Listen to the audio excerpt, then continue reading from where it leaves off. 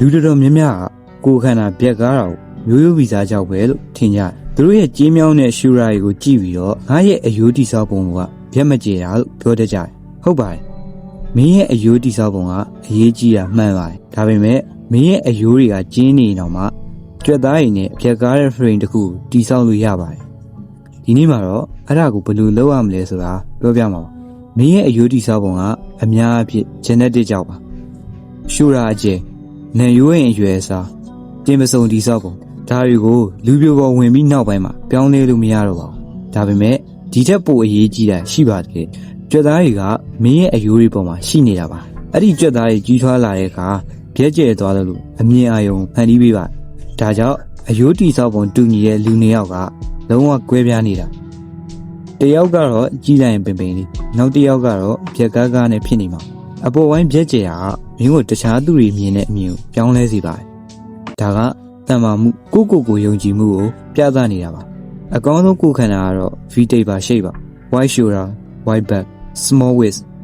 ဒါကမင်းကိုပိုမြင့်စေပိုတန်မာစေပိုပြီးထင်ပေါ်စေ Side အဓိကပြက်ကားစေရဲ့ကြွက်သားပါသူကမင်းရဲ့ shoulder ကိုအပြင်ဘက်ကိုကားထွက်သွားစေပါတယ် Left အနောက်ကရောအရှိကရောကြည့် V shape ဖြစ်အောင်လုပ်ပေးပါတယ် Thrust လေဘင်းနဲ့ shoulder ကိုဆက်ထားပေးတယ်တန်မာတဲ့ thread တွေကပခုံးတွန့်တာမျိုးကာကွယ်ပြီးတော့ပခုံးကိုမတ်မတ်နဲ့ကြည်ကောင်းစေပါတယ် Redder ပခုံးကိုအနောက်ကိုဆွဲပို့ပေးပြီးတော့ posture ကိုမှန်းစေပါတယ် Upper chest ပခုံးကိုအပြင်ကိုတွန်းထုတ်ပေးပြီးတော့ကိုယ်ခန္ဓာအပေါ်ပိုင်းကိုဒုတယ်တက်စေပါတယ်ရေကူးတာကပြက်ကားဖို့အတွက်အကောင်းဆုံးတဘာဝအားကစားနည်းတွေတစ်ခုပါ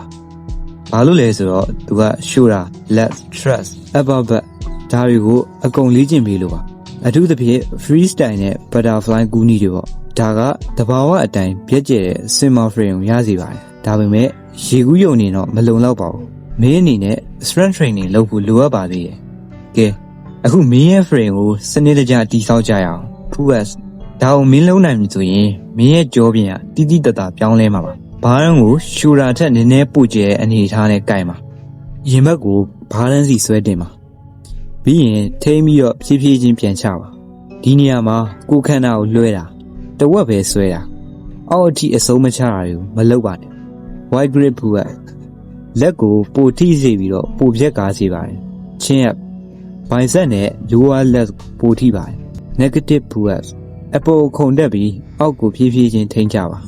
ဒီလေးချိန်က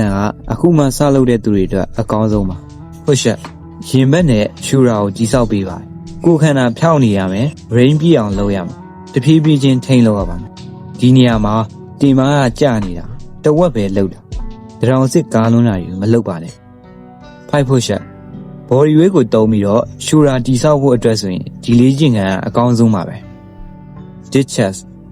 shoulder tricep တွေကိုတိဆောက်ပေးပါတယ်ဒီနေရာမှာအောက်ကိုအလွန်ကျွံနှိပ်ချတာအချိန်မထိန်းနိုင်တာတွေကအမှားတွေပါ back back row စောင်းတွေထည့်ထားတဲ့ကြောပွေးကိုတုံးပါရှေ့ကိုနည်းနည်းကိုင်းပါဘိုက်စီကိုဆွဲတင်ပါပြီးရင်ကြောကုန်းကိုညှစ်ထားပါ back back shoulder rise ကြောပွေးအိတ်ကိုဘေးတိုင်းမပေးပါ side depth ကိုတိဆောက်ပေးပါတယ် elbow pressure တရောင်စစ်ကိုအပြင်ဘက်ကိုတွန်းထုတ်ပြီးတော့ထိန်းထားပါ shoulder တည်ငြိမ်မှုနဲ့ခွန်အားကိုတိဆောက်ပေးပါတယ်20စက္ကန့်ကနေ30စက္ကန့်အထိထိန်းထားပါဒီနေရာမှာဒဏ်ရာရတာတွေကအများအဖြစ်ဖုံမမှန်တာအလောတကြီးလောက်တာ 1M မလောက်တာနဲ့နားကြည့်မရှိတာကြောင့်ဖြစ်တာပါကြွက်သားတွေကလေ့ကျင့်နေတဲ့အချိန်မှာကြီးထွားတာမဟုတ်ဘဲနဲ့ recovery လုပ်နေတဲ့အချိန်မှာကြီးထွားတာပါတစ်ပတ်ကို3ရက်ကနေ4ရက်အထိလေ့ကျင့်ပေးပါ day 1မှာတော့ push day ရဲ့လေ့ကျင့်ခန်းတွေဖြစ်တဲ့ push up 5 push up dips နဲ့ shoulder right တွေကိုအဓိကထားပြီးလေ့ကျင့်ပေးပါ day 2မှာတော့ pull ups လေ့ကျင့်ခန်းတွေဖြစ်တဲ့ pull ups Australian row back back row နဲ့ scapular pull up ကိုအာရုံစိုက်ပြီးတော့လုပ်ပေးပါ day 3မှာတော့ wide push up တွေ chin press တွေ elbow press တွေနဲ့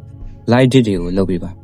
day 4မှာတော့နားယူတာဒါမှမဟုတ်ပေါ့ပါလှုပ်ရှားမှုမျိုးပဲလုပ်လေ့ကျင့်ခန်းမလုပ်ခင်နဲ့လေ့ကျင့်ခန်းလုပ်ပြီးတဲ့အခါမှာသွေးပူလေ့ကျင့်ခန်းလုပ်ဖို့လိုပါတယ်လေ့ကျင့်ခန်းမလုပ်ခင်မှာလက်မောင်းဝေ့ရမ်းတာရှူတာလှဲ့တာပေါ့ပါ push up လုပ်တာတွေနဲ့သွေးပူအောင်ရင်လုပ်ရမှာပါလေ့ကျင့်ခန်းလုပ်ပြီးရင်တော့ရင်ဘတ်ရှူတာနဲ့ကြောပြင်တွေကိုအကျော်လျှော့ပေးပါဒီနေရာမှာသိ သိထားရမှာလေ့ကျင့်ခန်းလုပ်ရုံနဲ့မလုံလောက်ပါဘူးမင်းအနေနဲ့ဒါတွေလည်းလိုအပ်ပါတယ်ပရိုတင်းနဲ့ကယ်လိုရီပြည့်ဝမှကြွက်သားတွေကတက်မှာပါနောက်ပြီးတော့ကြွက်သားတွေကအိတ်နေတဲ့အချိန်မှာကြီးထွားတာပါရလက်ကရက်ပိုင်းအတွင်းသိတာမှမဟုတ်ပဲလရီနှစ်တည်ချီပြီးတော့ကြာမှသိတာပါမင်းရဲ့အပေါ်ပိုင်းကပြက်ကျယ်နေပြီမဲ့ခြေထောက်တွေကသေးနေမယ်ဆိုရင်တခုခုလိုနေသလိုဖြစ်နေမှာပါဒါကြောင့်ခြေထောက်တွေကိုလည်းလေ့ကျင့်ပါ squat lunge jump ညတာမှုရှိမှသာတကယ်အာကစားသမားကိုခံနိုင်ရမှာပါမင်းရဲ့အယိုးတွေကမင်းရဲ့ frame ကိုတတ်မှတ်ပေးပေမဲ့မင်းရဲ့ကြွက်သားတွေကတော့မင်းရဲ့ shape ကိုဆုံးဖြတ်ပေးတာပါမင်းကအစမှာဖြက်ကျင်းနေတော့မှဖြက်ကျယ်ပြီးတော့အားရင်အပြည့်ရှိတဲ့ကိုယ်ခန္ဓာကိုတည်ဆောက်နိုင်ပါသေးတယ်ဒါကြောင့်စနစ်တကျလေ့ကျင့်မယ်အာဟာရပြည့်ဝအောင်စားမယ်မှန်လှုပ်ဆောင်မယ်ဆိုရင်မင်းရဲ့ frame ကတဖြည်းဖြည်းပြောင်းလဲလာမှာပါဒါကြောင့်ဒီနေ့ပဲစတင်လိုက်ပါလူတိုင်းသတိထားမိလောက်မဲ့မင်းရဲ့ version အသစ်တစ်ခုဖြစ်လာအောင်ကြိုးစားလိုက်ပါ